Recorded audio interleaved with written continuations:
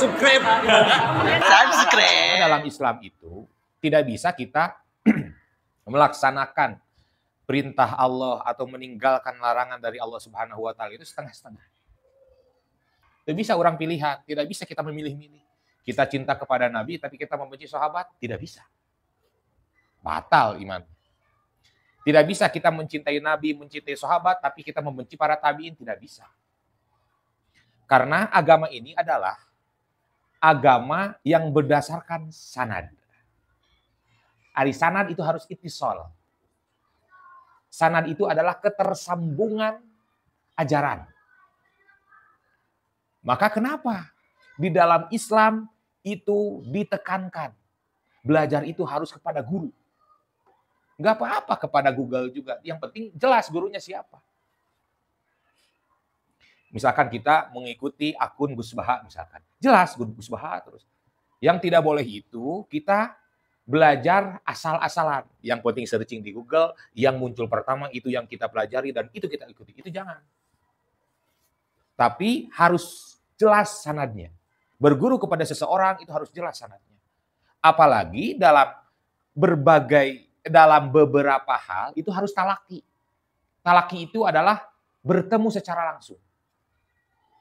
Proses periwayatan hadis, proses periwayatan athar, proses keilmuan, ketersambungan ilmu itu, di samping juga harus jelas sanadnya, harus talaki. Talaki itu bertemu langsung. Kenapa diharuskan ada talaki? Bertemu dengan langsung. Karena untuk menjaga kemurnian ajaran itu. Coba kalian, kalian pikirkan. Ketika sebuah ajaran hanya didapatkan tanpa proses talaki, hanya dari proses cenah itu katanya, atau dari sebuah buku atau kitab yang tidak ada di situ proses pembelajaran secara langsung, apakah bisa seseorang melaksanakannya sesuai dengan maksud dan tujuan sang penulis, sang guru? Kakak rasa itu akan sulit. Karena proses belajar secara langsung, bertemu secara langsung, apalagi dengan ijazah itu lebih mantap lagi. Itu akan meminimalisir kesalahan, meminimalisir salah paham. Cacak-cacak. Kalau cacak-cacak dalam bahasa Indonesia apa? Cacak-cacak. Itu bahasa Sunda saya cacak-cacak saya lupa. Cacak-cacak bertemu secara langsung model kieu belajar itu tidak menutup kemungkinan ada orang yang salah paham. Karena kemampuan daya tangkap orang berbeda. Setiap orang-orang itu mempunyai daya tangkap yang berbeda, kemudian mempunyai penafsiran berbeda karena dikelola oleh pikiran secara berbeda, padahal dari sumber yang sama. Maka tidak aneh. Zaman makin maju, ikhtilaf makin banyak. Perselisihan tentang keagamaan makin banyak. Karena apa? Karena setiap orang punya pemikiran yang berbeda. Walaupun datang dari satu sumber. Akan tetapi perbedaan itu ada perbedaan yang bisa ditolerir. Ada perbedaan yang offset, yang tidak bisa ditolerir. Bisa saja kakak menerangkan A, pas diterima oleh kalian, memang A. Tetapi memakai interpretasi, memakai pengertian dan penafsiran yang berbeda. Bisa saja. Dengan proses talaki saya seperti itu. Dengan proses kita bertemu langsung juga memungkinkan seperti itu. Apalagi jika belajarnya sambil nunutan. Ngusap sirah saeutik, jadi ngusap sirah anu leutik. Ya kan? Salah satu rukun wudu teh yakni ngusap sirah saeutik. Kusabab kalian pas mendengar itu kan nunutan. Atau napi pas kakak nyebut gitu teh aya kapal di luhur. Jadi dadang teh ngusap sirah anu leutik. Jadi salah tuh. Karena prakteknya salah. Geus ngumah leungeun teh hiji santri mah ngusap sirah saeutik. Aya hiji deui mah langsung merosotkeun calana. Diusapan eta sirah anu leutik. Tuh. Bisa Jauh tuh. Antara ngusap sirah saeutik jeung ngusap sirah anu leutik. Jauh tuh. Jauh. Malahna itu sangat krusial. Hanya dari salah mendengar. Cacak dari proses apa? Bertemu secara langsung. Apalagi jika proses tersebut tidak dilakukan secara langsung. Matak zaman enak terkenal dengan zaman hoak.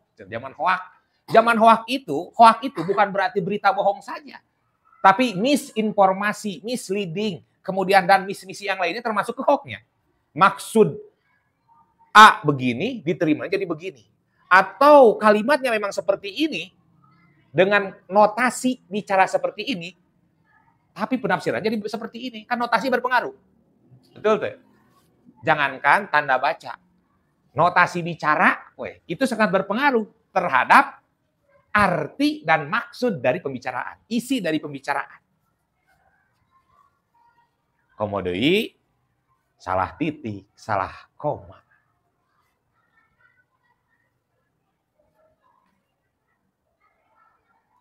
Padi dimakan tikus. Padi dimakan tikus. Sama teh tulisna? Sama? Nah, ente beda nulis sama. Tapi beda eureun. Salah, padahal tidak ada koma. Dalam padi dimakan tikus itu tidak ada koma, tidak ada titik.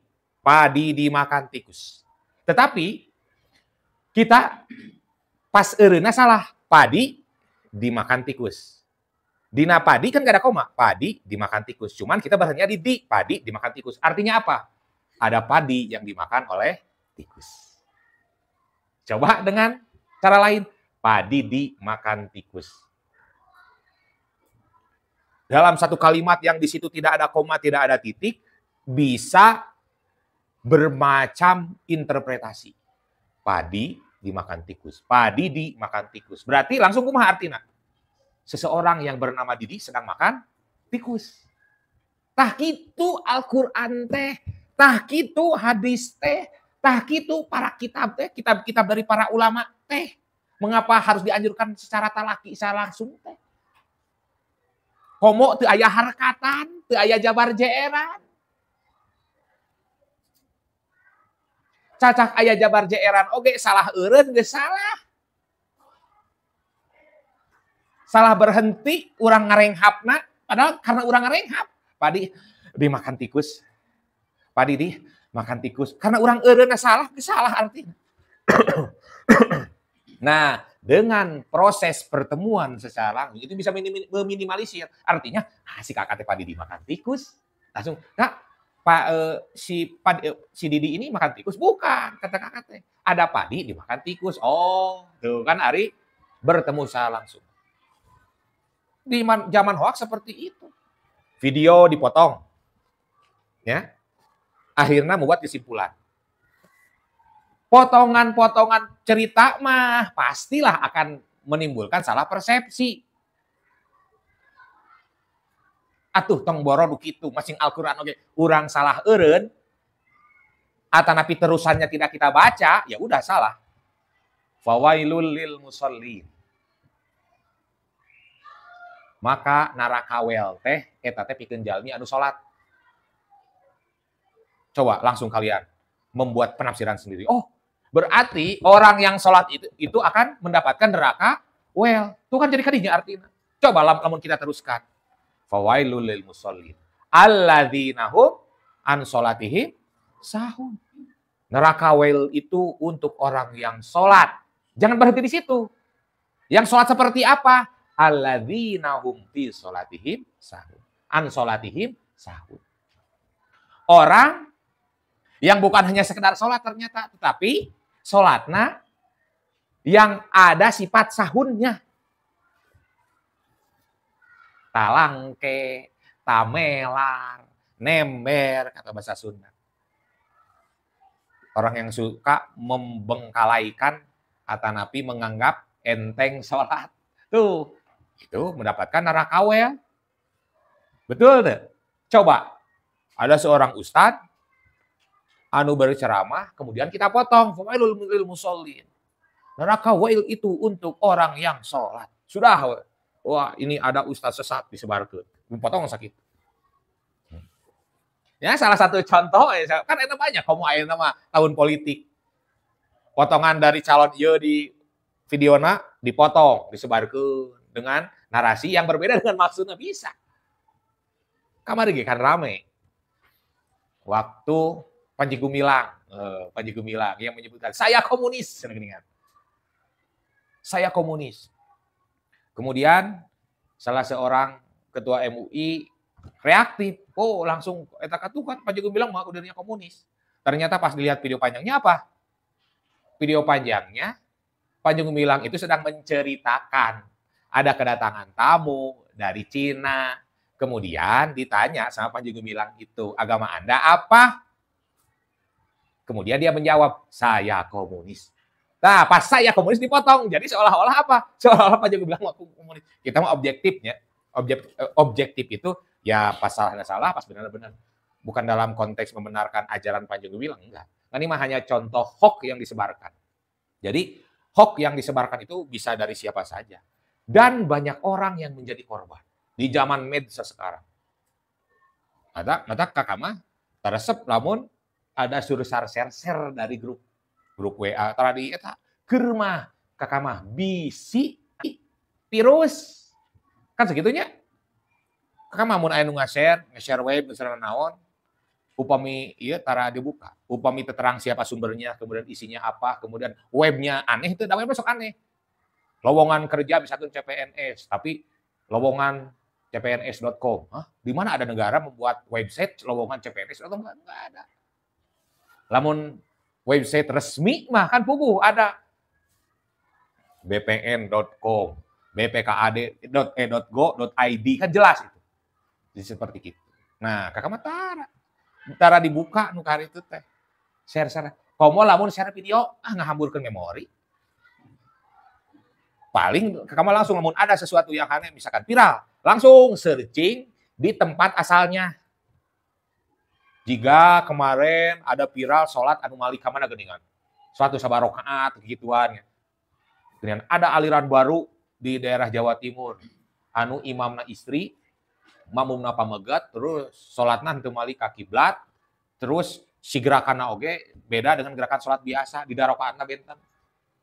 Langsung viral. Dan konyolnya lagi, media massa urang, tukang nyebarkeun hoax. Di media massa resmi, media sosial resmi, media online resmi.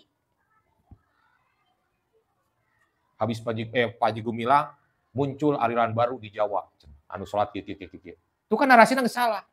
Nah, kakak mah langsung ngecek gitu mah. Ternyata naon konten. Ternyata konten, ada orang dicetak nama walaupun bukan membenarkan isi kontennya, tetapi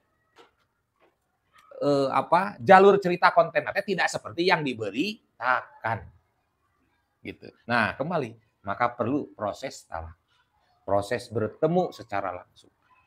Nah, agama ini terpelihara karena seperti itu.